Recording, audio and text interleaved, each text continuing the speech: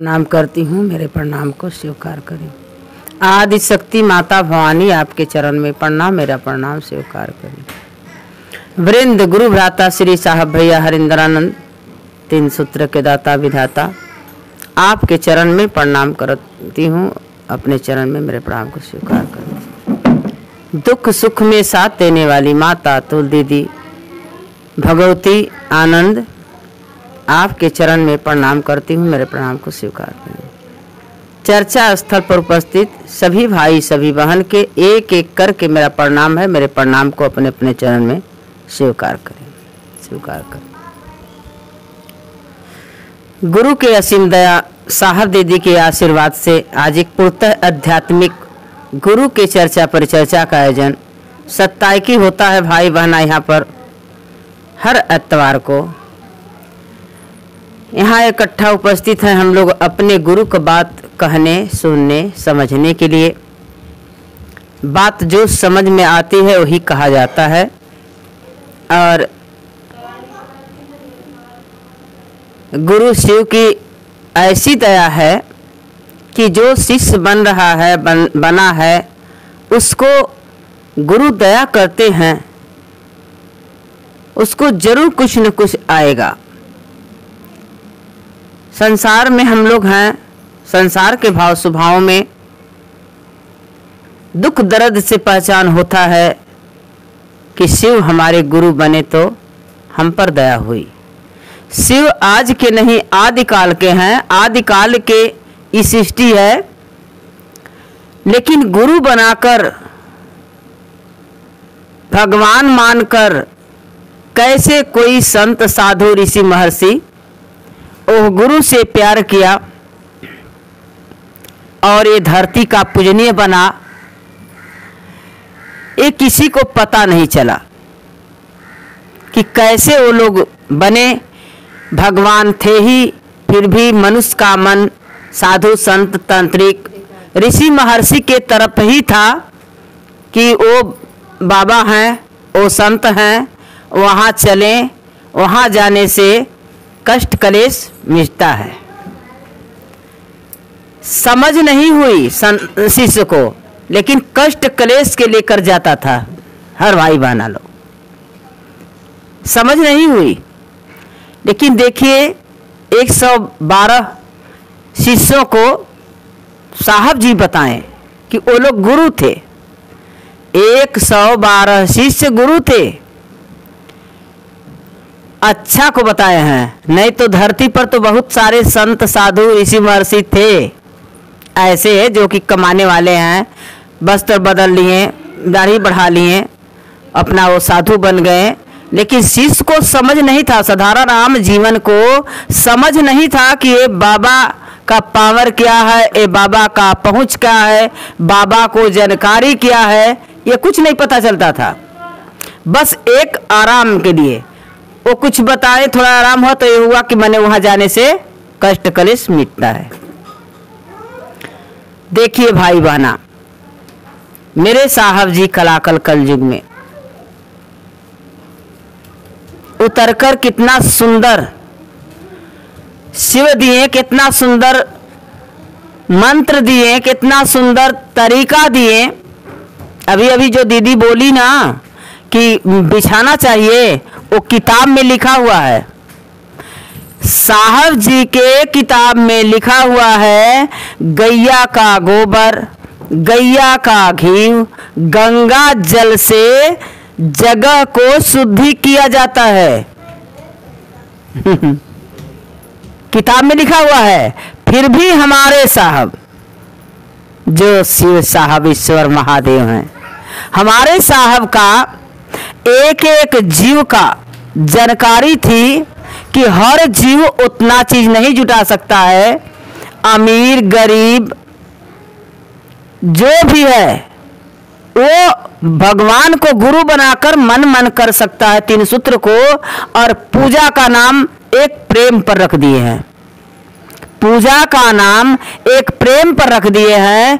जो व्यक्ति प्रेम कर रहा है महादेव से, याद कर रहा है महादेव को, पूजा का परिणाम भारी मेरे साहब जी यही रखे हैं।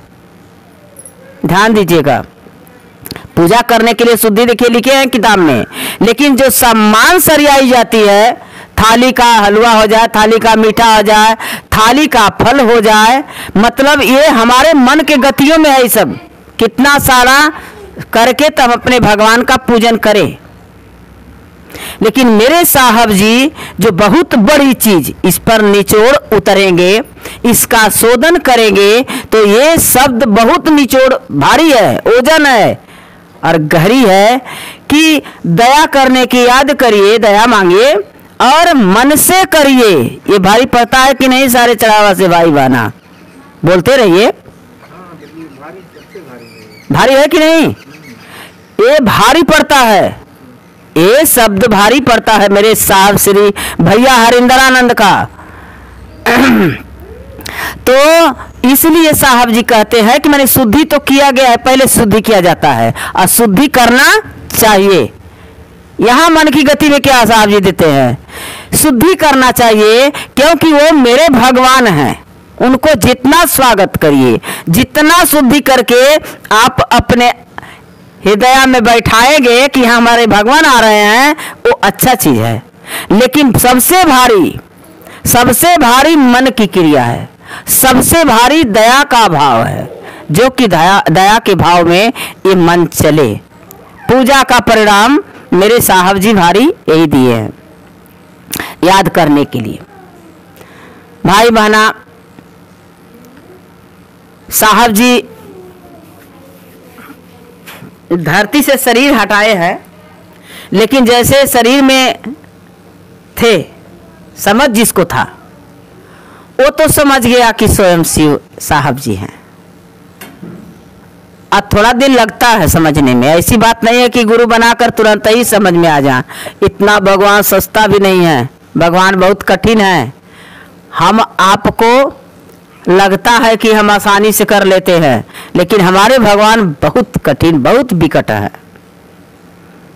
कल की अनुभूतियां मैं बताई, थोड़ा सा उषा दीदी से यहाँ भी बता देते हैं। भैया हमको कुछ दिक्कतें थी जो एक बार तो समझ में आ गया, अब की तो भूल में हो गए हैं। हम सोचे कि डॉक्टरी में जाने से भी हमको पता नहीं चलता है, दिखाए सुनाए। रोशनी मेरी एकदम वही थी, छोटा से छोटा, बड़ा से बड़ा अक्षर जब लिख कर हमको दिखाने लगे तो हम सब बताने लगी। हम बोले भैया हिंदी में तो ये कहा जाता है, इंग्लिश में से हम पढ़े तो नहीं है, लेकिन 2 4 ऐसा हम बोलने लगी। डॉक्टर साहब बोले हाँ हाँ ठीक है। 5 8 ये सब लिख कर दिखाते थे जब आंख दिखाने गए तो हम बोले कि सब तो हो गया है, लेकिन अब क्या है कि दौड़ इधर आंख में आएगा, दौड़ इधर आंख में आएगा। कल ये आंख में परसों से बहुत दर्द थी और यहाँ सुन की तरह बोले ना आपसे। बाकी और अनाप शनाप जगह मेरा मन नहीं गया। कल की बात मेरे गुरुवर मेरे साहब दीदी नहीं गया। जैसे भैया बोल रहे हैं कि गाड़ी लड़ते लड़ते अब बस जाती थी, घूम जाती थी। काहे से कि इनके दिमाग में तो है नहीं कि ये गाड़ी लड़ जाएगी, ये तो पता है नहीं। लेकिन जो हमें आपको ये दुनिया को चला रहे हैं, वो गाड़ी को चलाने वाला जो है, मेरे गाड़ी को चलाने वाले हैं, उनको तो सब कुछ पता है। सब कुछ पता है तो बचाने के लिए तो स्वयं लड़ते हैं। तो भैया बच गए ऐसे। और मुझे कल भी पता नहीं था, लेकिन मुझे जब सब कुछ समझ में आने लगा, बोली वाह, हम तो अब की एकदम निश्चिंत थी। लेकिन जो हमारे हैं उनको तो हमारी चिंतन है। इसी को कहा जाता है, हमें न चिंता उनकी है, उनको चिंता हमारी है। हमारे गुरु हमारे साहब दीदी को हम लोग का चिंतन है। हम लोग उतना चिंता नहीं करते हैं अपने भगवान का, अपने भगवती दीदी नीलम का, लेकिन उनको हमारी आपकी जो है चिंता है। हम सोचे, मैं सोच नहीं सकती थी। शाम को सोची ऐसा ही में तो कभी मेरा जान चल जाएगा और हमें पता भी नहीं चलेगा। और हम बच्चा को छोड़ने जाती थी, बड़ा छोटा लड़का नहीं है, स्कूल। तो हम सोचती थी कि हमको चलने पर कोई झोंकता है, ऐसे जैसे लगता है चक्कर दे रहा है, चक्कर दे रहा है, लेकिन संभल कर चलती थी मैं। 3 दिन से चिल्लाती हमको चक्कर दे रहा है, चक्कर दे रहा है। और देखिए कल शाम को अपने आप स्वयं हुआ कुछ, सब कुछ समझ ली।